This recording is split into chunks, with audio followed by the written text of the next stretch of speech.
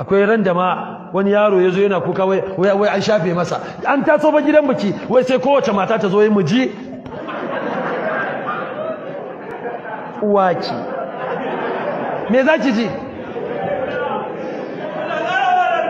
da kudin kashewa.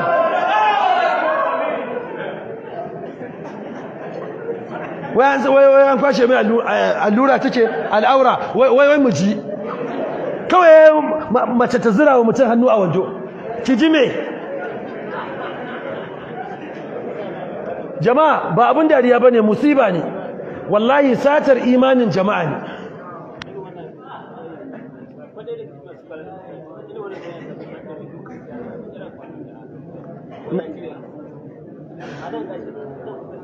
To yanzu liman yake bani labari cikin waɗanda muke sallah da su a nan wurin akwai wanda irin wannan masifa ta same wai ya kwashe al'aurar wani ta ina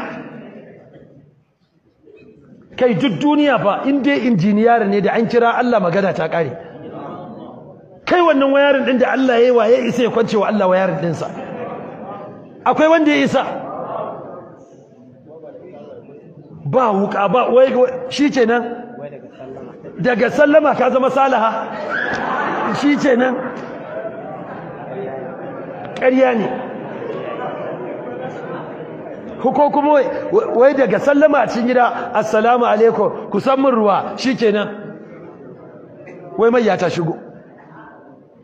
kaf qur'ani je ka karanta shi from Genesis to Revelation, tun daga suratul fatiha baqara har zuwa minal jinnati wan nasi, babu inda Allah ya ambaci maita, babu maita a musulunci.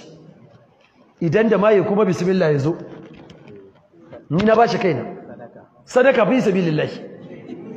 Abinda musulunci ya sanar da mu kambun baka, akwai mene? Akwai kambun baka. Shi ma wanda yake da shi bai san yana da shi ba. Shi yasa duk abin da ka gani Annabi sallallahu alaihi wasallama ya koyar da mu a sunna ka ce fa tabarakallahu aw tabarakallah, shikenan.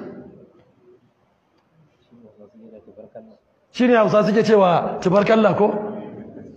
To wannan sunna ce ta Annabi Muhammad.